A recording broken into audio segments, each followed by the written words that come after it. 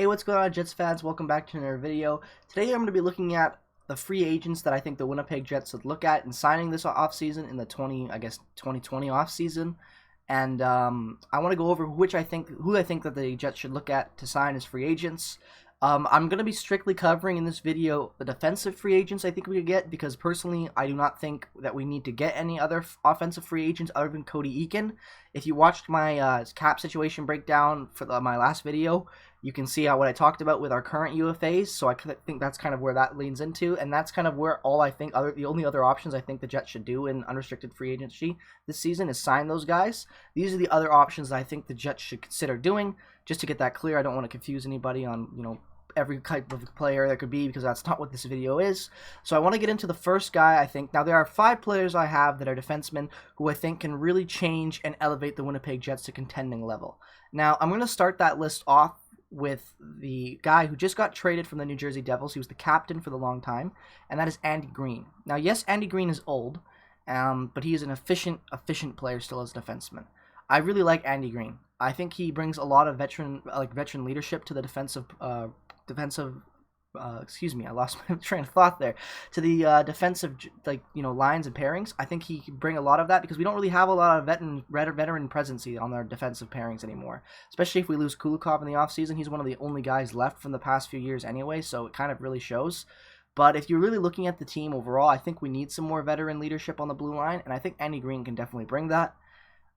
He's been always solid in his career. He's not a flashy defenseman, but it can definitely get the job done. He's definitely an upgrade over guys like Tucker Poolman, if you had to ask me, and I would definitely think that he would make our defense better.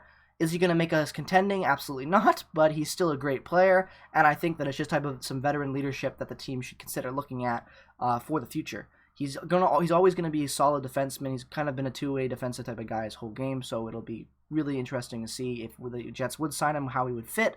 I think it would be personally a really good fit, and I think it would be a cheap fit more importantly. At this point in Andy Greene's career, he's going to be looking to win a cup. He's going to be looking to get on a good contender, and I feel like he'll be looking a really cheap deal. And if that is the case, we can sign him for a really cheap deal. I wouldn't hesitate at all. If we can get him for around $1 million, I think that would be amazing, and we should really pull the trigger on that. Even if he's upwards to anywhere between $2 to $2.3 million a season, I think that is a fair buy for Andy Greene at this age and at this point with our defense looking the way it is. I think it would be a great thing for the future, and I think it should be an option that we should look at. I wouldn't pay any more than 2.3, and I wouldn't give him any more than 2 years on term, but I think other than that, he could be a really good asset for the team overall and help really increase the blue line and make him better just overall for a contending run in the playoffs. The next defenseman I have is a little bit more expensive, little younger, a little bit better, and that is going to be Tyson Barrie, who is currently on the Toronto Maple Leafs. Now, Tyson Barrie is a very interesting player. He's not working very well with the Leafs, and that's okay. Not every guy plays well at every team that he gets to, no matter how good of a player you are. But I feel like with Tyson Barrie, he could really shape our defense and put us ahead of a lot of contending teams. The only issue with Tyson Barrie is signing him. If we sign Tyson Barrie, we're going to most likely have to make some more trades, and especially in getting rid of that Brian Little contract, and I'm okay with that, but it's more time and dealing management and dealing assets, getting rid of that contract that I don't like. Unfortunately, this is part of hockey, and you got to get rid of bad deals. We all know that as fans. We've seen it, especially this year, what teams are willing to do to drop bad contracts. Look at Patrick Marleau with the Leafs. They literally gave a first-round pick just to get rid of him, and that's pretty ridiculous when you think about it. So, yeah, I realize that would create a lot of problems in signing a guy like Tyson Barrie, but I think we could easily get it done for a really good contract length. I think we could easily get him at $7 million for 4 years. I think that would be the max I would want to pay for Tyson Barrie. Right now, he's making $6 million, so it's more than likely he's going to want a pay raise. So because of that, I would definitely think that Tyson Barrie would get more around 7. But he's also had kind of a down season anyway, so it might be possible we can get him on the cheaper end. There's a lot of possibilities there. It kind of just depends on how much he's willing to sign for and where he wants to play. But I think like Tyson Barrie could really change the defense. He's a great offensive guy, plays a great two-way game, power play beast, and he really could change the face of how our defense functions as an offense in coordination with the offense. With the loss of Bufflin this year, it kind of really showed how much of a lack of a guy we had to really put up points. Yes, Pionk is really developing into an offensive gem, but we need more than that. We need a two-way guy who can really play shutdown minutes as well as put up some points. Josh Morrissey is going to be a guy that can get you 40 points, maybe 50 points max. I don't see him getting any more, and that's great, but you do need a guy who can get you like 15 goals, a guy who can put up a lot of assists. Tyson Barrie is a guy that can do that, and I think if we were able to bring him in at that contract, I really think that it could help change the face of what our defense is going for. The next guy I have on the list that I want to talk about as a defenseman that I think the Jets should consider signing is TJ Brodie of the Calgary Flames. TJ Brodie has been a solid two-way defender for quite a long time, and I really think that he could benefit the Winnipeg Jets, especially on like that second pairing, maybe on that second power play. He's a great player. I've always admired his game, and I think that because he's getting older as well and he'll be looking to win that cup, I think we can get him for quite cheap. I think we could get TJ Brodie at a contract for maybe around 3 years at $4.5 to $5 million. I think if we were able to bring him even in at 4.5, I think that would be a steal for the Winnipeg Jets. There are a lot of options with TJ Brodie and what he could bring to this team overall as a player. If you really look at what he brings offensively, he can help the power play, he can take in some extra points, he can help move the puck better, he can do some good breakout passes. He's a great two-way guy who can split the ice and who can really cover the neutral zone well. And if you bring that in and apply that to the Winnipeg Jets blue line with guys like Neil Pionk, Josh Morrissey, other players that we really have right now that can help elevate us into a more legit top four, I think that he's one of those guys who could definitely do that at an affordable price hit. Now, since we are lucky enough to have, if Dustin Byfuglien is bought out of his contract, $11 million in cap, we have that availability to think about, especially if we're able to move on from the Brian Little contract without retaining any more cap. I feel like we could definitely look at signing guys to a bigger cap hit like TJ Brodie and Tyson Barrie. But the next guy I want to cover is on the lower end, kind of like Andy Greene, who's a player I've always admired, who I really think could help bring a little bit as a sixth guy, seventh guy on our defensive pairings. And I think that is he could bring some offense as well, and he could really kind of be a hidden gem for us at a really cheap contract. And that guy is Mike Greene, who's currently playing on the Edmonton Oilers, who was traded there from the Detroit Red Wings at the deadline. Now, Mike Greene has always been a good player, but he has dropped off significantly due to age. He was not going to be needing a big contract, so you could probably get him at about $1 million to 1.5, 2 on the high end, especially for his city and location like Winnipeg. Unfortunately, we have to acknowledge that as a truth. But if we can able to land a guy like Mike Greene, I really think that he could add some veteranosity to the leadership at a cheap price, even cheaper than what Andy Greene could bring. Yes, Mike Greene isn't the same player that he used to be, but he has had some really good seasons in the past. He's been on some really good teams, and I think having him for a playoff run could be really beneficial to the young guys on the defensive core and just in general as a good locker room guy.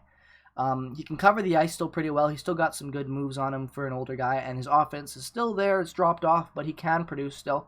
Like I said, at a cheap contract, why not look at bringing in guys like that for some good veteran leadership on the blue line? The next contract I want to talk about possibly us getting, it's kind of a long shot, but I'm going to talk about it anyway, and that's Alex Pietrangelo, the captain of the St. Louis Blues. Currently, as it stands, he does not have an extension, and I really think that it is possible that we could sign him and we could actually get him. Because Dustin Byfuglien's leaving, we could put that money right in towards getting an all-star defenseman. If we sign Alex Pietrangelo, even it being a long shot, it would completely change the way our defense is kind of shaping up. Replacing Dustin Byfuglien with another all-star caliber defenseman is huge, especially a guy who's now a cup champion and a captain. That's great, great leadership on the team. And I think that that is something that the Jets can consider. I don't want to talk too much about Pietrangelo because in hindsight, we would literally probably have to give him all of Dustin Byfuglien's $7.6 million to get him. And because of that, it would really handicap us moving forward as a team. So I would way rather see the team do some of these other options that I have. But since that we have the cap, and since that we'll most likely will have the cap, let me just state that. But and he is a good player, I want to say that we could possibly get him because of the money.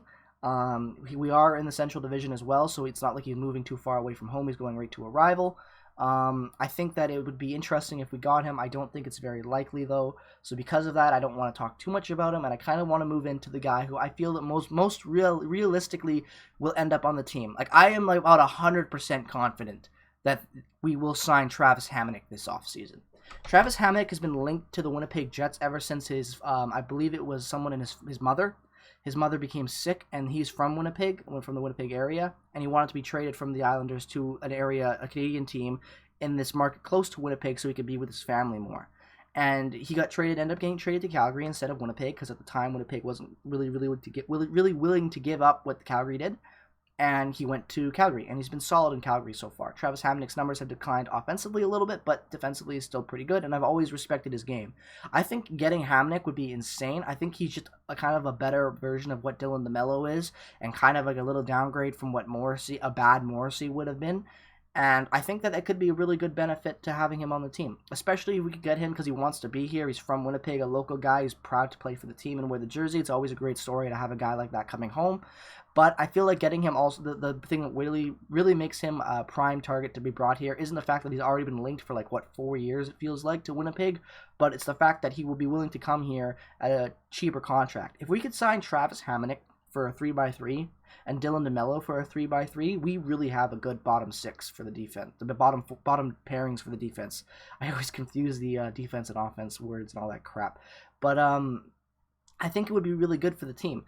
Those aren't expensive contracts. Getting 2 players like that for the blue line at 3 years for $6 million combined, I think that's an insane rate. When you think about getting other guys at longer terms at a higher price point, that for guys that we kind of have that can already match that kind of play put, like Tyson Barrie would be great to have, but let's face it, Neil Pionk can put up more points than Tyson Barrie can anyway, so do we really need him? Same thing goes for guys like TJ Brodie. Josh Morrissey will probably put up the same amount of points as TJ Brodie, but TJ Brodie is going to cost probably $4.5 to $5 million. Do we bring in a guy like that, or do we bring in Travis Hamonic, who will get maybe 16, 18, 20 points in that area, right around there, could get more, and is cheaper and plays solid defense? I think that the Jets should look at building their defense that way. We've got great two-way guys who are on affordable contracts who just play the job well and have a couple good faces of the defense. I don't feel like we need an all-star defenseman. I don't think you need one anymore in the NHL to succeed and be a contender. I really don't, especially when you look at guys that Pittsburgh Penguins winning those back-to-back cups. Yes, they had Chris Letang, and yes, they had a Justin Schultz playing out of his mind, but at the same time, their defense was just solid guys. There were no real all-stars there. I know Chris Letang is kind of an all-star, but he has had injuries in the past and has had bad seasons. It's been kind of on and off, but overall, he's a great player still, but so is Neil Pionk's a great player. So is Josh Morrissey. So I don't think you need to have these all-star defensemen to be able to compete, but I do think they make it obviously a lot easier to win. But I do think that having a guy like Travis Hamonic is going to be really beneficial for the team moving forward, especially if, we can get him at a cheap rate because he just needs to come play locally for us because he wants to be with his family. If that's the case, then I would really like to have Travis Hamonic. If not, I would probably be happier putting the money in a guy like TJ Brodie.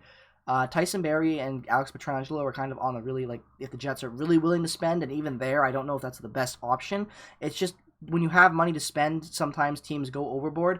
Cheveldayoff is usually a pretty responsible GM, so I don't think he'll be making any dumb decisions like that, especially giving 7.6, just all that Buffalo money to one guy. I think he'd be way better to spread it out and make the team better that way.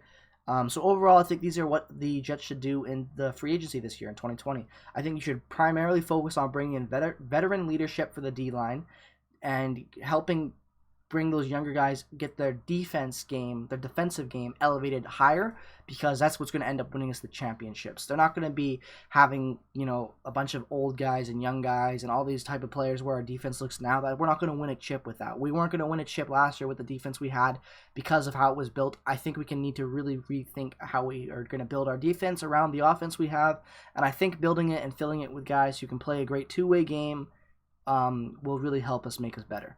So because of that, I think these free agent listings that I have labeled off, I think they're the best option that the team has, but I'm always curious to see what other Jets fans think. So make sure you comment who your top free agent get would want to be, if you agree with any of mine. If you didn't think of any of mine originally, I would love to hear about it. So please make sure to comment. Anyways, guys, with that being said, I hope you enjoyed the video. Take care, peace out, and I will see you in the next one. So thanks so much for watching.